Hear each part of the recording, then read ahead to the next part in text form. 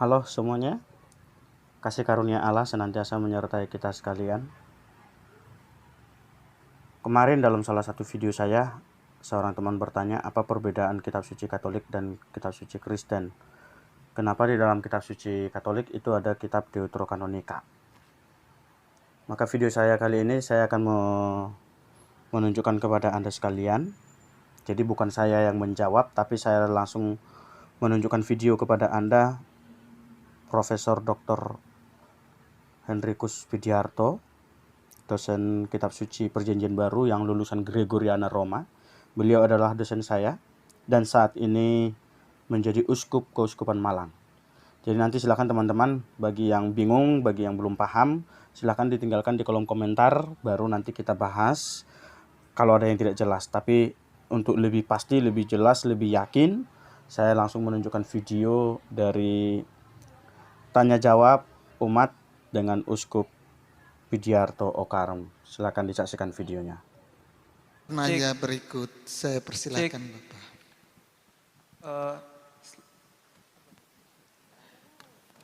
Selamat malam Bapak Uskup, selamat malam Pastor Roni, selamat malam semuanya. Terima kasih atas waktu yang diberikan kepada saya untuk bertanya. Mohon maaf sebelumnya Bapak Uskup kalau saya salah dengar. Ya. Tadi Bapak Uskup mengatakan bahwa Katolik itu mengambil kitabnya Protestan dan disisihkan Deuterokanonika. Betul? Ya. Menurut sejarah, duluan Katolik daripada Protestan. Ya. Dan awal Protestan itu kan Martin Luther, dia seorang Romo Katolik yang protes gereja Katolik. Oh iya ya. Jadi bagaimana duluan kitab Protestan? Oke. Nah, itu kemudian tadi juga Bapak Uskup mengatakan bahwa, dan memang kita semua sadar gereja Katolik tidak hanya berdasarkan kitab suci, tetapi tradisi gereja sama apostolik. Jadi ada 3. Kenapa Deuterokanonika yang terisi 7 kitab Perjanjian Lama itu harus disisihkan antara Perjanjian Lama dan Perjanjian Baru? Sedangkan di dalam kitab suci Wahyu 22:18 dikatakan masalah penambahan atau pengurangan kata-kata dalam kitab ini itu tidak boleh gitu loh. Itu pertanyaan pertama. Satu dulu saya jawab, nanti kalau ada waktu boleh nambah. Ya. Oke. Makasih. Bapak salah paham. Ya. Salah tangkap apa yang saya maksud.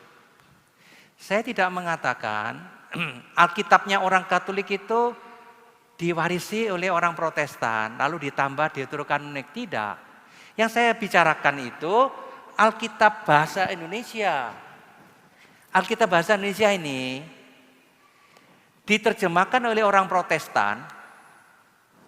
Diterjemahkan oleh orang Protestan, sementara orang Katolik punya terjemahan sendiri. Ketika Konsili Vatikan kedua, dianjurkan jangan bertengkar terus, mbok damai. Coba Alkitab diterjemahkan bersama. Gereja Katolik yang sudah memulai dan sudah menerbitkan Alkitab di ND, lalu mengatakan, oke, kita stop terjemahan kita. Mari kita ambil terjemahan mereka. Jadi yang diambil itu bukan Alkitab mereka, kita ambil. Terjemahan Alkitab mereka kita pakai. Tetapi karena kita punya Alkitab dengan Deuterokanonika, maka kita titip, ini loh terjemahan Deuterokanonika kami, tolong diselipkan di tengah. Loh kenapa kok begitu? Iya, karena kalau mencetak ulang seluruh, dan Deuterokanonika ditempatkan pada tempatnya masing-masing, di sini, di situ, itu artinya membuat klise baru, menciptakan satu Alkitab dengan urutan yang Katolik, berarti menerbitkan buku baru, dan itu biayanya amat mahal. Maka gereja Katolik puas, sementara waktu terjemahanmu kami pakai, Tapi tolong masukkan terjemahan dari bagian Deuterokanonika di tengah-tengah. Itu sebabnya. Nantinya kalau orang Katolik mampu menerjemahkan sendiri, itu urutannya nggak boleh begini. Urutannya harus kitab Makabe di sini, kitab Tobit di sini. Tapi itu kan berarti membuat Alkitab baru. Itu mahal sekali. Kita sekarang terima apa adanya dulu. Itu dulu Pak. Ya. Apa? Sebentar. Lalu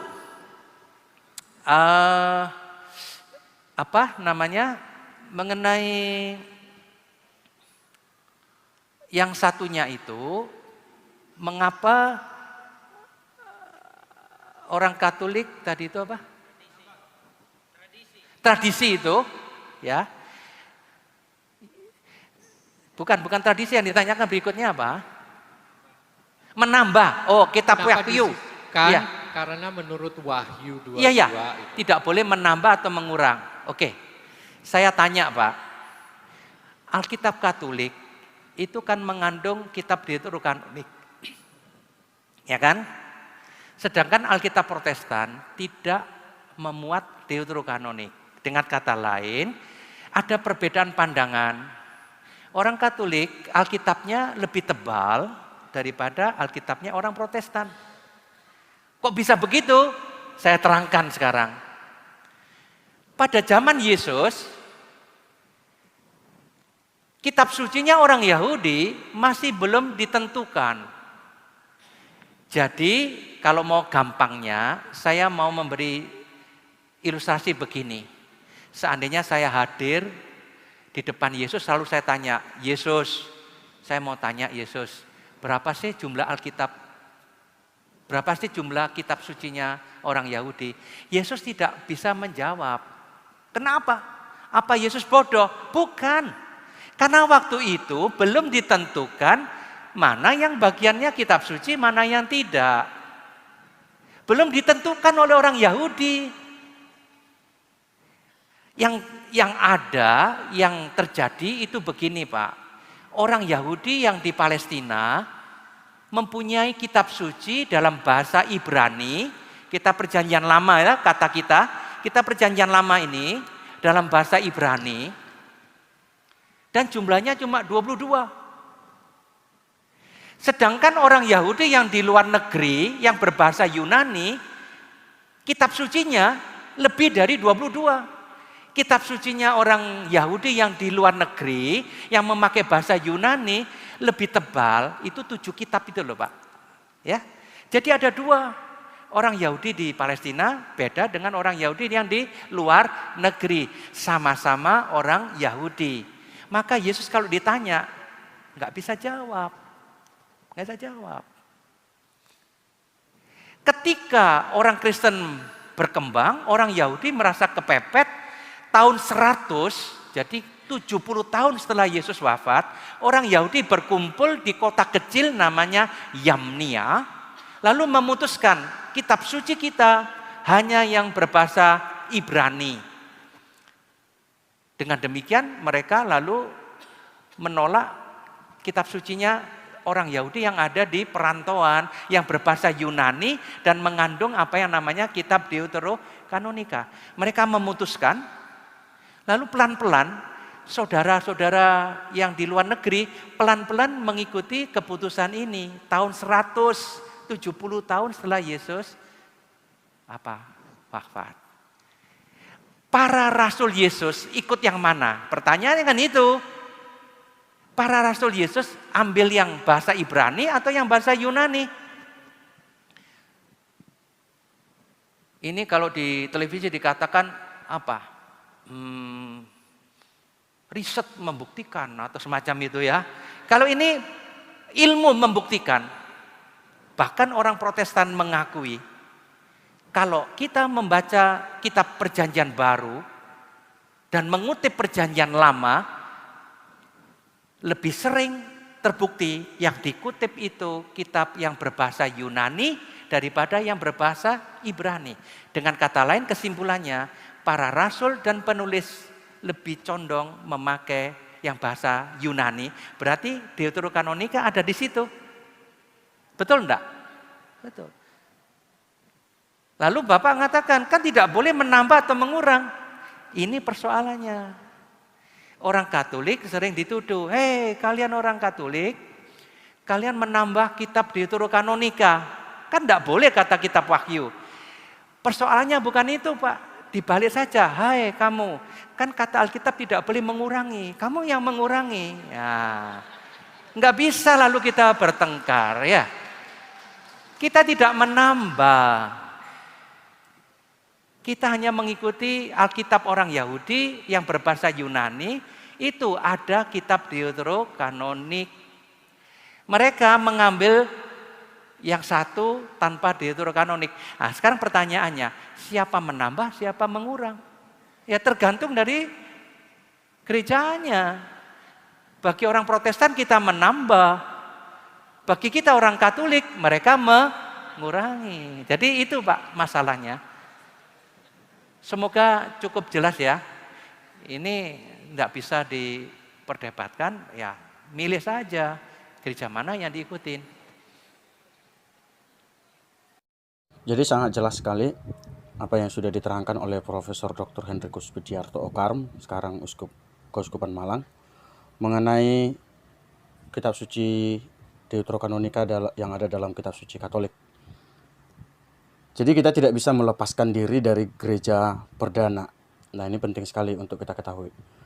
Gereja ada sekarang ini karena ada gereja perdana, di mana para rasul yang sedang berkumpul dan mereka menggunakan kitab suci yang berbahasa Yunani. Dan dengan demikian, kalau menggunakan kitab suci berbahasa Yunani, maka kitab Deuterokanonika ada di sana. Jadi dalam hal ini gereja Katolik tidak mengurangi, justru mempertahankan apa yang dilakukan oleh jemaat perdana, apa yang sudah dilakukan oleh para rasul. Saya kira itu kesimpulannya. Silakan nanti teman-teman yang masih belum paham, yang masih bingung, silakan tinggalkan kolom komentar untuk kita diskusikan bersama. Terima kasih.